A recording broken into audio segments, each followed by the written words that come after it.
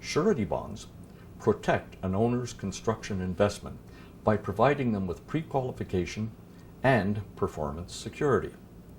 But there are other forms of performance security out there. I'm often asked what makes surety bonds different from these other forms of contract and performance security. Well, to answer that question, you just have to look at the competition, one at a time. Probably the best known security instrument other than bonds is the bank irrevocable letter of credit. Now, what makes letters of credit so attractive to construction buyers is that they're quick and easy. They give you cash on demand. Now, this advantage can very quickly turn to a disadvantage when you're left with a fistful of money and a half-completed job. Bonds give you more than cash. They take that half-completed job and bring it over the finish line, leaving you with, yes, a completed job. More importantly, forcing a contractor to provide a letter of credit can deplete their borrowing power, making it much more difficult for a financially distressed contractor to access cash when they need it the most.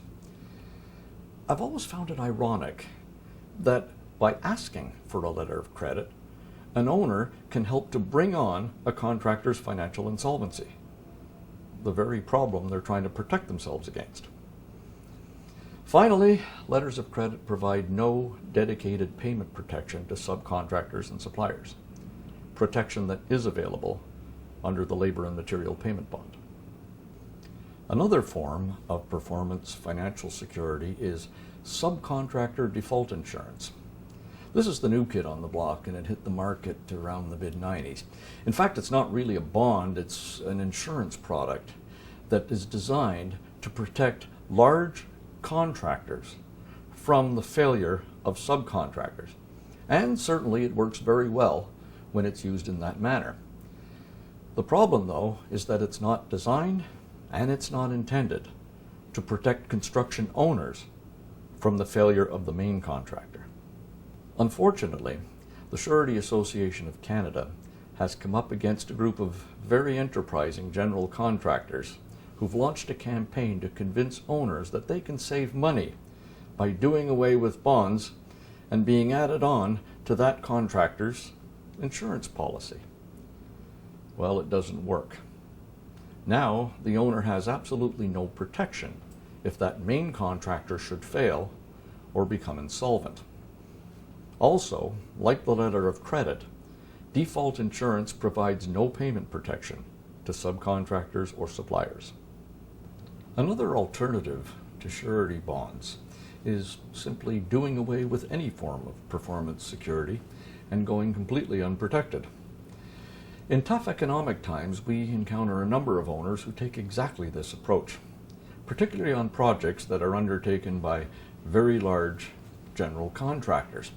When we ask owners why they would take a risk like this, a typical response is, nah, these guys have been around for years, they're just too big to fail.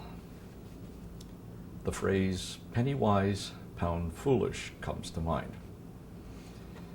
A failure of a contractor on a mega project can produce catastrophic financial results.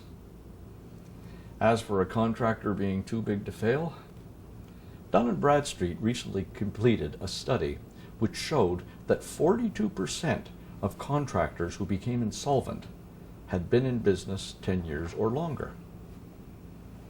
Also, as anyone in the surety business will tell you, no contractor is too big to fail.